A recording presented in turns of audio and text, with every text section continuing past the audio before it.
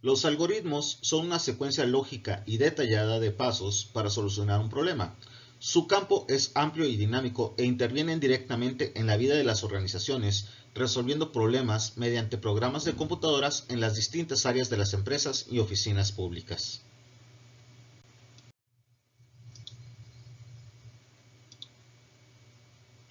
El término algoritmo proviene del árabe Hisabu y Gubar, que puede traducirse al latín como algobarismus, que según los expertos podría traducirse como cálculo mediante cifras arábigas. Los algoritmos pueden ser de distintos tipos, los de la vida diaria, como seguir las instrucciones para lavarse los dientes, poner en funcionamiento una lavadora, y los algoritmos utilizados para resolver o llevar a cabo procesos más complicados, como el funcionamiento de un programa de computación.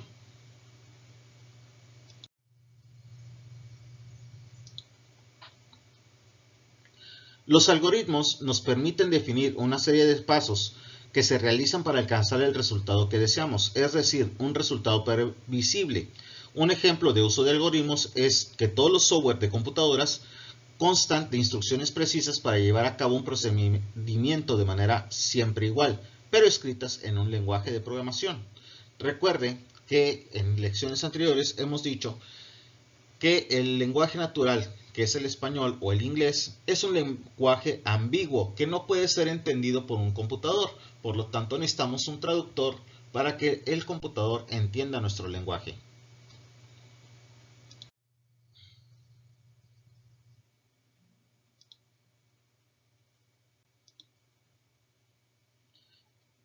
En la antigüedad ya se empleaban algoritmos, como es el caso de los babilonios, para resolver multiplicaciones y raíces cuadradas. Los egipcios usaban un algoritmo de multiplicación similar al de la expresión binaria. El primer caso de algoritmos computacionales proviene del año 1842 de los escritos de la matemática británica Ada Lovelace, quien realiza un algoritmo matemático para la máquina analítica de Charles Babbage. De allí que se considera como el primer programador o primera programadora de la historia, y un lenguaje de programación lleva su nombre. Recordemos que aunque Charles Babbage inventa su máquina analítica, no puede ser construida ya que la tecnología de ese tiempo limitaba el construir la máquina analítica de Charles Babbage. En 1980, de la mano de Paul Benioff y Richard Feynman, hay una revolución en la teoría de los algoritmos, la computación cuántica, que se diferencia de la computación clásica. En los años 1992 a 1998, David Deutsch, Richard Cliff, Arthur Ecker, Shara Maquiavelo, Michel Mosca, Peter Short y Love Grover realizan trabajos y avances muy grandes sobre los algoritmos cuánticos. Si queremos pensar en estas personas, digamos que eran como Sheldon y los otros tres integrantes, Leonard, Raj y el astronauta, de la historia de la teoría del Big Bang.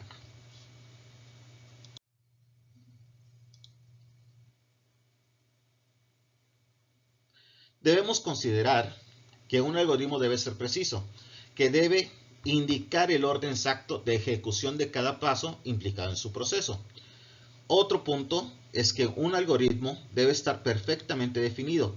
Esto significa que en el caso de ejecutarse el mismo dos veces, siempre debe obtener el mismo resultado independientemente de la cantidad de veces que se siga ejecutando.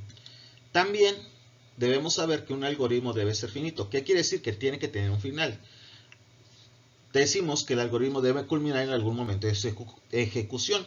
Expresado en cualquier palabra, debe tener un número de pasos tan bien determinados hasta concluir su tarea. Asimismo, un algoritmo tiene que ser legible. Significa que el texto que se describe dentro del algoritmo debe ser claro y conciso, de una forma tal que permita su comprensión inmediata, sin procedimientos, modismos o determinaciones rebuscadas o poco claras o entendibles. Por último, Un algoritmo debe estar definido en tres partes fundamentales, las cuales son entrada, proceso y salida.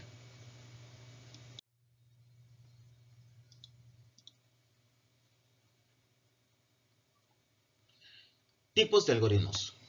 Aunque sabemos que la definición general son los algoritmos cualitativos y los cuantitativos, existen más tipos de algoritmos que se clasifican de acuerdo a un sistema de signos y otros que se clasifican en correspondencia con su función. El algoritmo es básicamente la mejor solución que se conoce para la resolución de cualquier problema en particular, y son las estrategias y funciones que divisen los que lo clasifican. Por eso tenemos algoritmos como dinámicos, algoritmos de fuerza bruta, algoritmos de marcaje, algoritmos oportunistas y algoritmos aleatorios. Los algoritmos cualitativos también son llamados algoritmos convencionales. Y las fórmulas, procedimientos de álgebra y el cálculo diferencial e integral y las fórmulas de geometría se consideran algoritmos cuantitativos.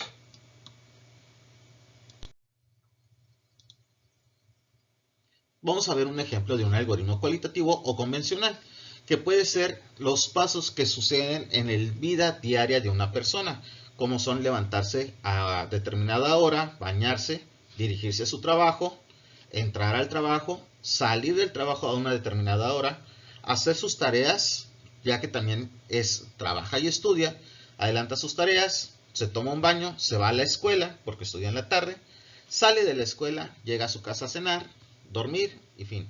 Este algoritmo en sí le faltan variables. Después vamos a hablar sobre lo que son las variables dentro de un algoritmo. Tenemos un algoritmo cuantitativo, que es obtener el área de un triángulo. Tenemos un inicio, la declaración de las variables, el ingreso de los datos de las variables. Después tenemos lo que es la fórmula para encontrar el área. Tenemos el mostrar el resultado y tenemos el final. Como lo decíamos anteriormente, casi siempre todo lo que son el tipo de fórmulas de geometría las podemos considerar como algoritmos cuantitativos. Fases de resolución de un algoritmo.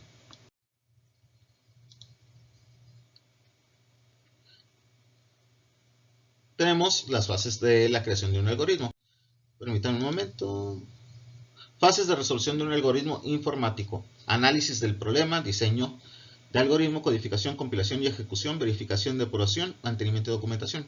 En el análisis del problema, estudiamos y analizamos el problema hasta comprenderlo por completo y conocer a detalle todo el problema. En el diseño del algoritmo, después de que analizamos el problema, se diseña una forma o una manera de resolverlo. En la codificación tenemos que es la solución del algoritmo, posteriormente se transcribe o se traduce a un lenguaje de programación siguiendo la sintaxis o los pasos que hemos desarrollado.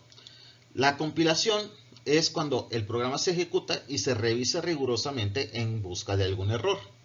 El mantenimiento es comprobar que nuestro programa funciona perfectamente y aparte de que lo podemos actualizar y que se modifique según sea necesario.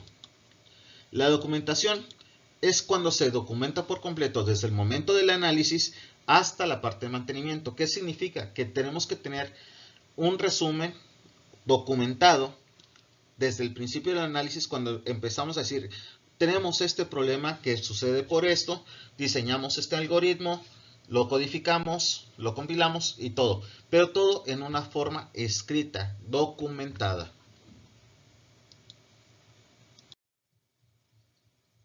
Construcción de un algoritmo. Tenemos un ejemplo cuando le ofrecemos a otra persona el hacerle un huevo refrito o frito, dependiendo cómo lo llame usted. Y si lo manejamos en forma de algoritmo escrito, quedaría de esta forma. Preguntar si quiere el huevo frito. El segundo, preguntarle si nos contesta que sí, si lo fríe. Si les dice que no, se lo hace hervido. El tercer paso es cuando lo cocine, le pregunta si desea sal o no en el huevo. Si le dice que no, lo sirve. Si le dice que sí, le pone sal y lo coloca en el plato. Pero esta es la forma escrita de ver el algoritmo. Vemos el algoritmo ahora en forma gráfica, siguiendo la simbología que está determinada para realizar diagramas de flujo informáticos. Lo vemos de otra vez de forma. Tenemos el inicio, que es cocinar un huevo, que está por el símbolo de terminal. Tenemos el paso posterior, que es preguntar si lo quiere frito, que es una toma de decisión, por lo tanto está dentro de un diamante. Si nos contesta que sí, tenemos entonces que freírlo, que es parte de un proceso, por lo tanto está dentro de un rectángulo que significa una actividad. Asimismo, si nos hubiera contestado que no lo quiere frito, lo podemos hervir, que también es un proceso y es una actividad. Tenemos una toma de decisión, que si quiere que le ponga sal. Por lo tanto, como es una pregunta, lo tenemos dentro de una toma de decisión, que es un diamante. Posteriormente, podemos preguntarnos, la toma de decisión puede ser no o sí. Si es sí, le agregamos sal, que es una parte del proceso, que es una actividad y está dentro de un rectángulo.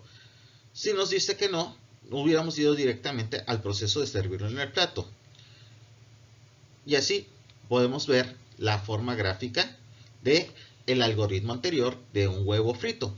Aquí falta una parte. Sería poner una terminal donde indique el final del proceso.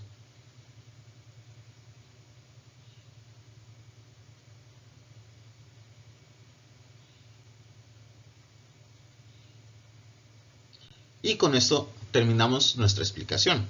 Posteriormente, podemos hacer un ejercicio que se llama Quiero un elote, el cual va a encontrar dentro de su Classroom en forma de tarea.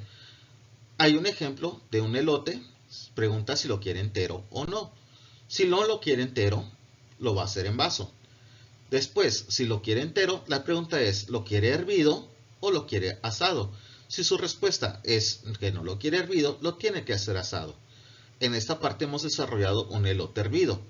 Le pido en la tarea que desarrolle tanto el elote entero asado como el elote en vaso con sus respectivas tomas de decisiones y sus respectivos procesos. Eso es todo por hoy. Los veo en la siguiente clase.